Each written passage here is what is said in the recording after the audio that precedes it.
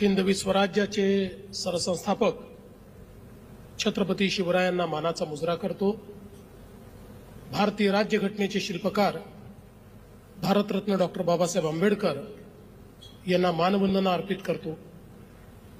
आज या अतिशय सुंदर अशा प्रधानमंत्री आवास योजनेच्या चावी वाटप कार्यक्रमामध्ये मंचावर उपस्थित आपल्या जिल्ह्याचे अत्यंत कार्यक्षम पालकमंत्री आणि राज्याचे महसूल मंत्री माननीय चंद्रशेखर बावनकुळेजी,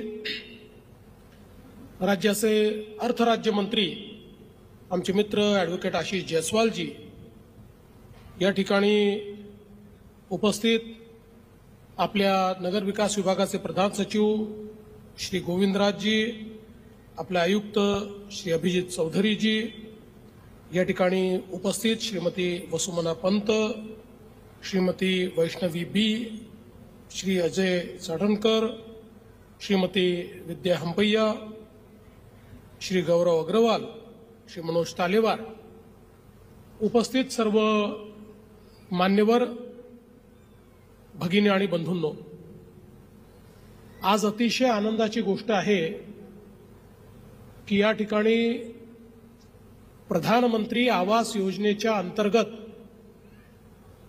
अतिशय सुंदर अशा प्रकारची घरं तयार झाली आणि त्याच्या चावी वाटपाचा कार्यक्रम आपण केलाय। मनोज तू आहे काय ते? बस बस मनोज आहे तर मनोज बोलल्याशिवाय कसं झालेल? मनोजची मागणी मान्य करीन मी।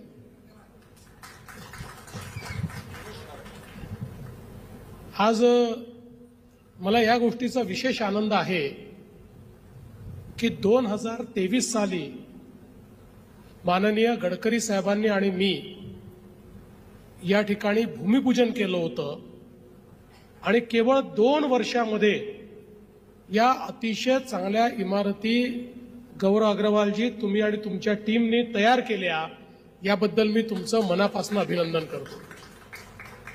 आणि आम्ही फ्लॅट बघितलेले आहेत, अतिशय चांगल्या क्वालिटीचे फ्लॅट आहेत। मला सांगितलं पाहिजे, गौरव अग्रवाल यांची याच्या बाजूलाच एक स्कीम चाललेली आहे, ती प्रधानमंत्री आवास योजनेची नाही आहे, ती खासगी स्कीम आहे। त्या खासगी स्कीममध्ये अशा प्रकारचा फ्लॅट हा ते 18 लाख रुपयाला विकतायत आणि प्रधानमंत्री आवास योजनेत तोच फ्लॅट तुम्हाला 9 लाख रुपयाला या ठिकाणी प्राप्त झालेला आहे। हे खरं म्हणजे मला असं वाटतं अत्यंत महत्त्वाचं याच्यामध्ये आहे की देशाचे प्रधानमंत्री माननीय नरेंद्र मोदीजी यांनी निर्णय केला की प्रत्येक भारतीयाचं जे स्वप्न आहे ते पूर्ण करायचं आहे, प्रत्येकाला घर द्यायचं आहे। आणि प्रधानमंत्री महोदयांच्या संकल्पनेतून मागच्या काळामध्ये जवळपास 3.5 कोटी घरं या ठिकाणी तयार झाली आणि आता नवीन 2.5 कोटी घरांचं बांधकाम आपण सुरू केलेलं आहे। आणि मला सांगताना आनंद वाटतो, या एकाच वर्षात महाराष्ट्रामध्ये प्रधानमंत्री मोदयांनी 30 लाख घरं बांधण्याकरता आपल्याला निधी उपलब्ध करून दिलेला आहे। म्हणजे 1.5 कोटी लोक, महाराष्ट्राच्या 12 कोटी लोकांपैकी 1.5 कोटी लोक हे स्वतःच्या घरामध्ये प्रधानमंत्री मोदीजींमुळे चालले आहेत। मला असं वाटतं की अतिशय आनंदाची आणि समाधानाची बाब आहे।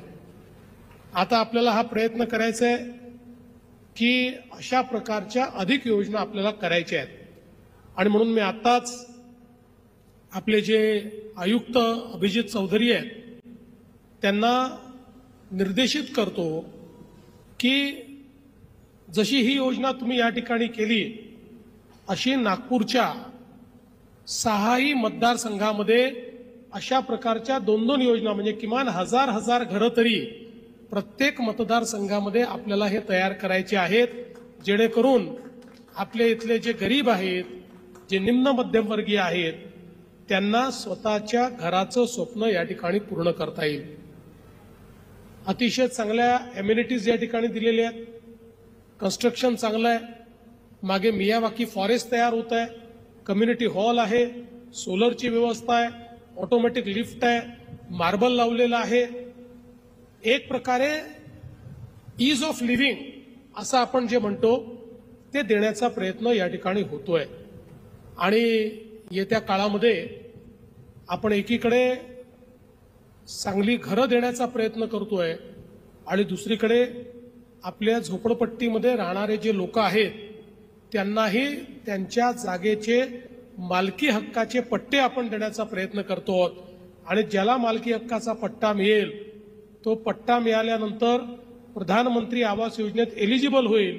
त्यामुळे त्यालाही आपल्याला कच्चं घर असेल तर पक्कं घर बनवण्याकरता झोपडपट्टीमध्ये पैसे देता येतील, अशा प्रकारची योजना या ठिकाणी आपण आणतो आहोत, जेणेकरून कोणीही कच्च्या घरामध्ये राहणार नाही. प्रत्येकाचं आपलं स्वतःचं पक्कं घर असेल, अशा प्रकारचा एक चांगला प्रयत्न आपला चाललेला आहे. मी बावनकुळे साहेबांचे आभार मानेन की त्यांनी या गृहनिर्माणाच्या सगळ्या आपल्या प्रकल्पांकरता रेतीची आवश्यकता असेल किंवा या ठिकाणी 1000 रुपयात आपली रजिस्ट्री होणं असेल, असे अनेक चांगले निर्णय घेतले, जेणेकरून या प्रकल्पांना एक गती ही त्या ठिकाणी प्राप्त झालेली आहे. आज त्यासोबत महानगरपालिकेने अनेक चांगले उपक्रम हातामध्ये घेतले आहेत. विशेषतः ई बसचं आपण लोकार्पण केलंय. नागपूर शहरामध्ये आपला प्रयत्न आहे की मोठ्या प्रमाणात ई बसेसच्या माध्यमातून आमच्या सामान्य माणसाला त्या ठिकाणी दळणवळण करण्याकरता बसेस आणि मेट्रो अशा दोन्हीच्या माध्यमातून व्यवस्था उभी करून द्यायची. कोणालाही स्वतःचं वाहन वापरण्याची आवश्यकता पडू नये अशा प्रकारची घनता आपल्याला या संपूर्ण पब्लिक जी आपली ट्रान्सपोर्ट सिस्टीम आहे ती तयार करायची आहे. आणि आपण बघितलं असेल तर या सगळ्या ई बसेस अतिशय सुंदर आहेत, कुठलाही आवाज करत नाही, कुठलंही प्रदूषण करत नाही. या एसी बसेस आहेत आणि याचं तिकीट मात्र आपण जर बघितलं असेल तर पूर्वीच्या आपल्या नॉन एसी सामान्य बस सारखंच तिकीट या अतिशय चांगल्या एसी बसचं आपण ठेवलेलं आहे. आणि म्हणून मला असं वाटतं की त्यामुळे सामान्य माणसाला दळणवळणाकरता मोठ्या प्रमाणात त्याची मदत मिळणार आहे. आपण नागपूरचा जो सबर्बन भाग आहे, म्हणजे इकडे आता कन्हानपर्यंत आपली मेट्रो चाललेली आहे, त्यामुळे तिकडे हिंगण्यापर्यंत आपली मेट्रो गेलेली आहे, पलीकडे बुटीबोरीपर्यंत आपली मेट्रो चाललेली आहे. त्यामुळे हा जो सगळा वाढता भाग आहे या भागालाही मेट्रोची कनेक्टिव्हिटी द्यायची, बसेसने जोडायचं, म्हणजे कुठल्याही व्यक्तीला आपल्या घरापासनं 300 किंवा 500 मीटरवर पब्लिक ट्रान्सपोर्ट मिळाला पाहिजे आणि त्याला स्वतःची व्हेकल वापरण्याची आवश्यकताच पडू नये, अशा प्रकारचा प्रयत्न हा शहरामध्ये होतोय. त्यामध्ये आज ही ई बस आलेली आहे. त्यासोबत अग्निशमनाची अतिशय चांगली व्यवस्था आपल्याकडे उभी राहते. आज आपण एका केंद्राचं उद्घाटन केलंय, नवीन प्रकारच्या अग्निशमन सेवेचं उद्घाटन केलंय. कारण आज आपल्याला माहिती आहे की नागरीकरणामध्ये उंच इमारती होत आहेत, नवीन प्रकारचं कन्स्ट्रक्शन होत आहे, मोठ्या प्रमाणात व्यवसाय वाढत आहेत. त्यामुळे अशा परिस्थितीमध्ये अग्निशमन करण्याची क्षमता देखील ही मोठी असली पाहिजे. त्या दृष्टीनं नागपूर महानगरपालिका सज्ज झालेली आहे, ही पण अतिशय आनंदाची गोष्ट आहे. यासोबत जी ट्री ट्रान्सप्लांटेशनची मशीन ज्याचं आपण आज लोकार्पण केलेलं आहे ती अत्यंत महत्वाची आहे. कारण नागपूर हे हरित शहर आहे, देशाच्या हरित शहरामध्ये नागपूरचा नंबर येतो. आणि आज आपल्याला माहिती आहे की मोठ्या प्रमाणात जेव्हा आपल्याला विकास कामं करावी लागतात त्यावेळी झाडं तोडण्याची वेळ आपल्यावर येते.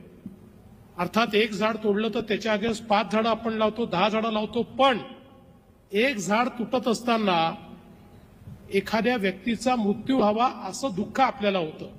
आणि म्हणून असं दुःख होऊ नये या दृष्टीनं ही जी मशीन आहे ही मशीन खालपर्यंत जाऊन मुळासकट ते झाड उपटते आणि ते अलगद उचलून मुळासकट दुसऱ्या ठिकाणी त्याचं ट्रान्सप्लांटेशन होतं. आणि आतापर्यंतचा अनुभव असा आहे की 100 झाडांचं ट्रान्सप्लांटेशन केलं तर 75 ते 80 झाडं ही चांगल्या प्रकारे जगतात आणि त्यामुळे आपलं झाड जे आहे हे त्या ठिकाणी नष्ट होत नाही. ती मशीन देखील आता नागपूर महानगरपालिकेने घेतली आहे, ही देखील मला असं वाटतं अत्यंत आनंदाची गोष्ट आहे. अनेक वेगवेगळ्या प्रकारच्या मशीन्स इक्विपमेंट्स आज आपण या ठिकाणी लोकार्पण केलेलं आहे आणि त्यातनं महानगरपालिकेला एक वेगळा आयाम देण्याचा प्रयत्न आपण करतो. आपल्या देशाचे प्रधानमंत्री माननीय नरेंद्र मोदीजींचा दुसरा आवडता विषय आहे तो म्हणजे सर्वांचं आरोग्य. मोदीजींनी या देशामध्ये 2.5 लाख आयुष्यमान आरोग्य मंदिर तयार करण्याचा निर्णय घेतला आणि या आयुष्यमान आरोग्य मंदिराच्या माध्यमातून जी आपली आरोग्य सेवा आहे ती प्रत्येक व्यक्तीला मोफत मिळाली पाहिजे अशा प्रकारचा माननीय मोदीजींचा प्रयत्न आहे. नागपूर शहराकरता जवळपास 123 अशा प्रकारचे आयुष्यमान आरोग्य केंद्र आपल्याला सँक्शन झालेले आहेत. मी महानगरपालिकेचं अभिनंदन करतो की महानगरपालिकेने त्यातले 83 केंद्र ऑलरेडी सुरू केलेले आहेत. येत्या काळात उरलेलेही केंद्र सुरू होतील. त्यामुळे कुठल्याही व्यक्तीला दूर जाण्याची आवश्यकता पडणार नाही, खासगी डॉक्टरकडे जाण्याची आवश्यकता पडणार नाही. महानगरपालिकेच्या आयुष्यमान आरोग्य केंद्रात आल्यानंतर तिथे प्राथमिक सेवा देखील मिळेल, त्या ठिकाणी औषधी देखील मिळतील, मोफत उपचार आपल्याला मिळतील. एक प्रकारे सामान्य माणसाच्या जीवनामध्ये त्याला आरोग्यदायी बनवण्याकरता ही व्यवस्था केली आहे. त्याचंही आज जवळपास 27 केंद्रांचं लोकार्पण हे आपण या ठिकाणी केलेलं आहे. मी आयुक्तांना सांगतो की आता आपण काही केंद्र हे आपल्या बिल्डिंगमध्ये केले आहेत, काही केंद्र आपण किरायाच्या बिल्डिंगमध्ये केले आहेत, कारण आपल्याला ते तात्काळ सुरू करायचे होते. पण माझी तुम्हाला सूचना आहे की याकरता एक सिग्नेचर बिल्डिंगचं मॉडेल तयार करा. आयुष्यमान आरोग्य केंद्र कुठूनही ओळखता आलं पाहिजे अशा प्रकारच्या सिग्नेचर बिल्डिंग याच्या तयार करा आणि पेशंट सेंट्रिक अशा प्रकारच्या व्यवस्था या त्या बिल्डिंगमध्ये असायला पाहिजेत. लोकांना लक्षात आलं पाहिजे की आपल्या सेवेकरता हा दवाखाना सुरू झालेला आहे आणि त्या दृष्टीने आपण जर एक प्रकल्प तयार केला तर त्याला ज्या काही आर्थिक पाठबळ आवश्यक असेल ते बावनकुळे साहेब आम्ही सगळे तुम्हाला उपलब्ध करून देऊ आणि चांगल्या प्रकारची आरोग्य व्यवस्था प्रत्येक वॉर्डामध्ये आपल्याला लोकांना व्यवस्था असली पाहिजे. कोणालाही दूर जाण्याची आवश्यकता पडू नये. गरीबातला गरीब पेशंट हा त्या ठिकाणी मोफत उपचार घेऊ शकला पाहिजे अशा प्रकारचा प्रयत्न आपल्याला करायचा आहे. त्याही दृष्टीने अतिशय चांगलं काम आपण करतो. आज मला सांगितलं पाहिजे की एकीकडे मोठ्या प्रमाणात चांगल्या प्रकारच्या शिक्षणाच्या व्यवस्था आपण करतो, पर्यावरण पूरक असं या ठिकाणी वातावरण आपण निर्माण करतो आणि यासोबत खूप मोठ्या प्रमाणात गुंतवणूक आणण्याचा आपला प्रयत्न आहे.